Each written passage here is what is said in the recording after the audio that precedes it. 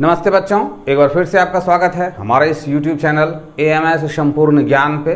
और आज फिर से हम आप लोगों के बीच लेके आए हैं बिहार बोर्ड रसायन शास्त्र कक्षा 9 और रसायन शास्त्र। बिहार बोर्ड के बच्चों के लिए ये रसायन शास्त्र कक्षा 9 का दीर्घ उत्तरीय प्रश्न उत्तर है। ये प्रश्न संख्या 4 है। इससे पहले मैंने ऑलरेडी 3 प्रश्न दीर्घ उत्तरीय के, लघु उत्तरीय, वस्तुनिष्ठ और अति लघु उत्तरीय को ऑलरेडी बना दिया है। इसके 3 दीर्घ उत्तरीय को ऑलरेडी बना दिया है, वो प्लेलिस्ट में लगा हुआ है, आप वहां से जाके उसको देख सकते हैं। मैं हर एक दीर्घ उत्तरीय का एक वीडियो बनाता हूँ, छोटा सा वीडियो बनता है और मैं उसको अच्छी तरह से एक्सप्लेन करके और फिर आपको लिख के दे देता हूँ। तो अगर आप इससे पहले के क्लासेस को नहीं देखे हैं तो आपसे मेरा रिक्वेस्ट है कि आप हमारे प्लेलिस्ट में जाएं और वहां से जाके इससे पहले के क्लासेस को भी आप देखें।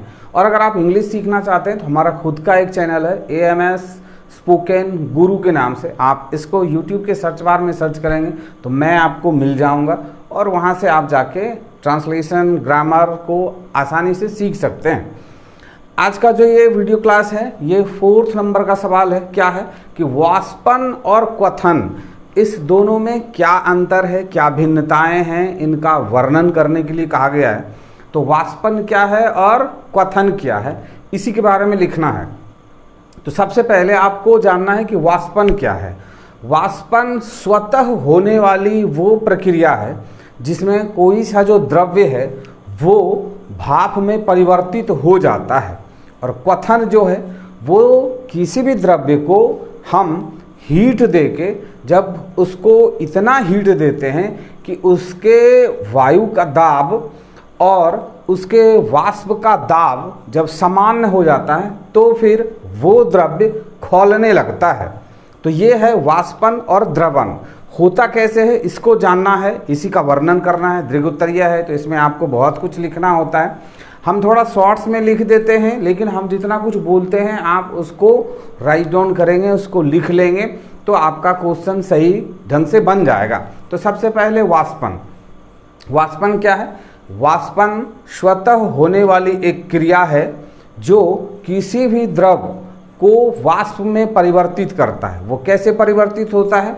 वायुमंडल में उपस्थित जो हवा है और हवा के कणों में जो ऊष्मा है, उस ऊष्मा को वो द्रव्य के जो छोटे छोटे कण हैं उनके उस ऊष्मा को अवशोषित करके उनके जो कण होते हैं, द्रव के जो कण होते हैं, वो गतिमान हो जाते हैं और वो हवा के कणों के साथ निकल जाते हैं। ये वाष्पन की क्रिया होती है। वाष्पन की क्रिया कहाँ होती है? जल के ऊपरी सतह पे, द्रव के ऊपरी सतह पे वाष्पन की क्रिया होती है। वाष्पन का अगर आप कार्यकलाप करना चाहें तो वाष्पन करने के लिए आप खुले जगह पे एक किसी बर्तन में, थाली में, प्लेट में कुछ जल को रख दें। आप देखेंगे कि कुछ समय के पश्चात वहाँ जिस तरह का तापमान होगा, अगर वहाँ की वायु में शुष्कता अधिक होगी तो वाष्पन बहुत तेजी से हो जाएगा।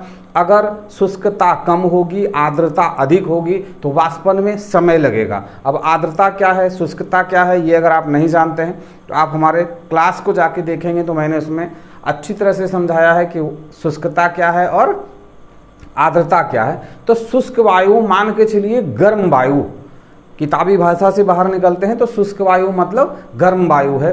तो गर्म वायु जो हमारे द्रव से, द्रव के जो ऊपरी सतह से टकराते हैं तो द्रव के ऊपरी सतह के जो छोटे छोटे कण हैं वो उन गर्म हवाओं से ऊर्जा को अवशोषित करते खुद से गतिमान हो जाते हैं और उन हवाओं के साथ वो निकल जाते हैं। तो वाष्पन कहाँ होता है? द्रव की ऊपरी सतह पे। जबकि क्वथन जो है वो कहाँ होता है? द्रव के निचली सतह पे। और क्वथन कैसे होता है? क्वथन होता है जब हम किसी द्रव को हीट देते हैं और वो हीट, अगर जल की तुलना करें तो जल को जब हम 100 डिग्री सेल्सियस तक गर्म कर देते हैं तभी जल उबलना शुरू करता है। तो जल का जो 100 डिग्री का क्वथनांक है यानी बॉइलिंग पॉइंट है, उबलने की जो क्रिया है, वो एक वायुमंडलीय दाब पर 100 डिग्री सेंटीग्रेड होता है। और वाष्पन जो है वो तो 1 डिग्री पे भी होता है, 2 डिग्री पे भी होगा, 3 डिग्री पे भी होगा और 99 डिग्री पे भी होगा और 100 डिग्री पे भी होगा। वाष्पन ही होते रहेगा। लेकिन क्वथन होने के लिए 100 डिग्री सेंटीग्रेड का टेम्परेचर एक वायुमंडलीय दाब पर होना ज़रूरी है, और वो जिस बर्तन में आप क्वथन को कर रहे हैं उसके निचली सतह से क्वथन होता है और वाष्पन उसके ऊपरी सतह से होता है। तो क्या अंतर है वाष्पन में और क्या अंतर है क्वथन में, ये आपने समझ लिया। तो अब हम इसको लिख लेते हैं। तो आप देख पा रहे हैं कि मैंने इसका आंसर लिख दिया है कि वाष्पन द्रव की ऊपरी सतह पर होता है। वायुमंडल में व्याप्त ऊष्मा को द्रव के कण अवशोषित कर खुद को गतिमान कर लेते हैं। वाष्पन के लिए अलग से ऊष्मा की आवश्यकता नहीं होती है। वाष्पन एक स्वतः होने वाली क्रिया है। वाष्पन की क्रिया से ही हम कपड़े सुखाते हैं। क्वथन द्रव की निचली सतह पर होता है। एक वायुमंडल दाब पर जल 100 डिग्री सेंटीग्रेड पर उबलना प्रारंभ कर देता है। क्वथन की क्रिया करने के लिए हमें ऊष्मा की आवश्यकता होती है। हम बिना ऊष्मा के क्वथन को नहीं कर सकते हैं। द्रव में क्वथन की क्रिया तब तक होते रहती है जब तक पूरा द्रव वाष्प ना बन जाए। आप इसका एक स्क्रीनशॉट ले लें और आप इसका फेयर बनाएं। मुझे उम्मीद है कि आपको ये क्लास अच्छा लगा होगा। अगर क्लास अच्छा लगता है तो आप एक लाइक ज़रूर दिया करें, और चैनल पे पहली बार हूँ तो सब्सक्राइब ज़रूर करें और अपने दोस्तों के साथ इसको शेयर ज़रूर करें ताकि अधिक से अधिक लोग इससे लाभान्वित हो पाएँ। और अगर आपका और किसी सब्जेक्ट को पढ़ने का है तो आप वो कमेंट्स बॉक्स में कमेंट्स करें कि आप किस सब्जेक्ट को पढ़ना चाहते हैं। उससे रिलेटेड आपके लिए वीडियोस अपलोड किया जाएगा। तो मिलते हैं हम इसके नेक्स्ट क्लास में।